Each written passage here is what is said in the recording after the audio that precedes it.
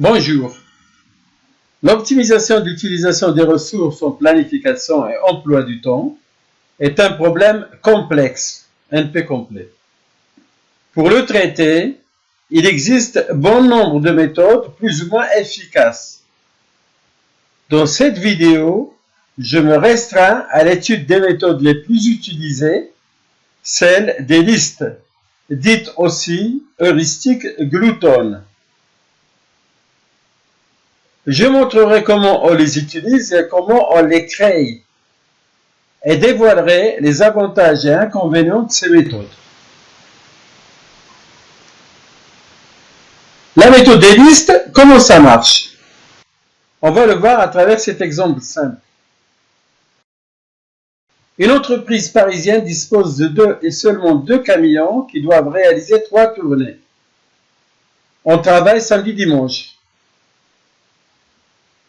L'objectif est de minimiser le délai global de réalisation du projet en respectant les contraintes calendaires et les contraintes de disponibilité des ressources. La première tournée, elle, en Lorraine, dure 10 jours sans interruption. Elle nécessite un seul camion, mais ne peut commencer avant la fin de son ancêtre, la tournée R. La tournée R dure une seule journée et nécessite 2 camions en même temps, on dit en parallèle. La troisième tournée A dure 9 jours et nécessite un seul camion. Elle est indépendante et n'a aucun lien avec les autres tâches. On va dérouler la méthode avec 2 listes préétablies. Commençons avec la liste ARL. Comment ça marche? À l'initialisation, on part avec un histogramme vide qui s'enrichira au fur et à mesure des placements des tâches. En abscisse, on prend le temps. En ordonnée, on prend l'effectif en camion. Lors du placement des tâches, chaque tâche rentrante sera placée et fixée définitivement le plus à gauche possible selon les disponibilités restantes des ressources. Plaçons la tournée A le plus à gauche possible. C'est fait.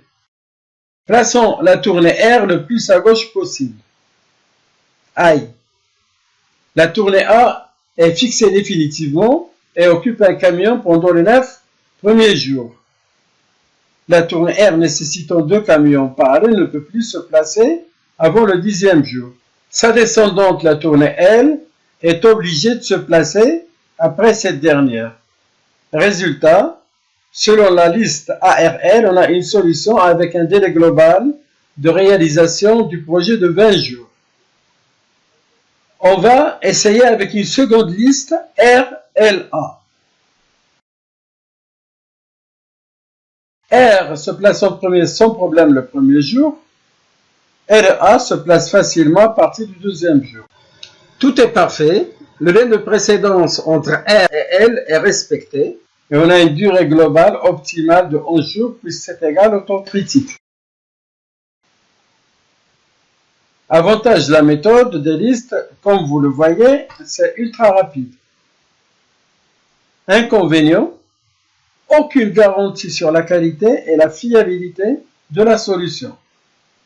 On a le même problème, les mêmes données, le même algorithme, et pour 2 listes différentes, la durée globale de réalisation du projet passe pratiquement du simple au double. Comment on confectionne ces listes? Il existe plusieurs catégories de listes.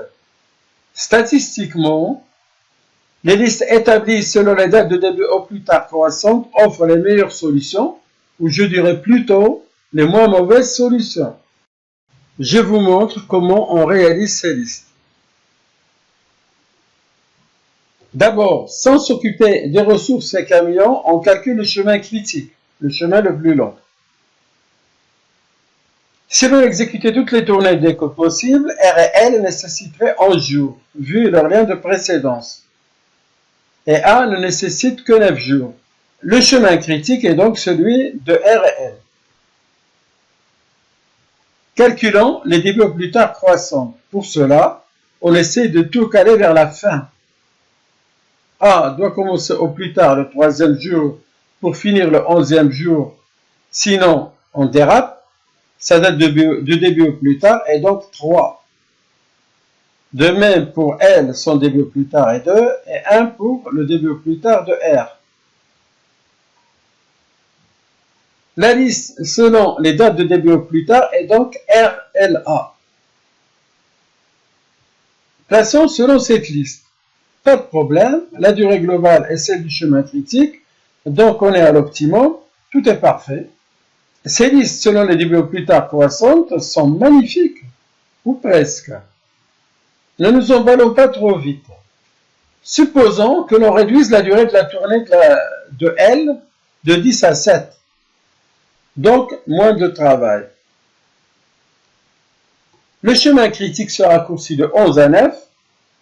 C'est la tournée A qui devient le chemin critique et son début au plus tard est donc 1. R et L ont une marge de manœuvre d'une journée, donc leurs dates de début au plus tard sont 2 et 3. La nouvelle liste selon les dates de début au plus tard croissantes est donc ARL. A se place en premier sans problème et est fixé définitivement durant les 7 premiers jours en occupant un camion. R est obligé d'être rejeté au 10e jour, faute de disponibilité de 2 camions en parallèle auparavant, et L commencera après sa précédente le 11e jour. Résultat, on se retrouve avec un beau planning qui dure 17 jours. Avec la même méthode, les mêmes liaisons, les mêmes contraintes de disponibilité des ressources, une réduction du temps de travail provoque une augmentation de la durée de la solution globale. Avec la même méthode, c'est déstabilisant.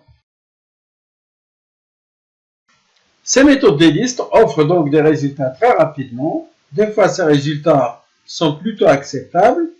Des fois, elles peuvent être catastrophiques pour les planificateurs naïfs qui font une confiance aveugle à leur logiciel. Les méthodes des listes sont les algorithmes des pauvres, y compris Microsoft Project qui les utilise et manque d'algorithmiques puissantes. Heureusement, il existe des solutions que j'évoquerai dans mes prochaines vidéos. Merci de liker et de vous abonner si vous avez apprécié cette vidéo, bien entendu.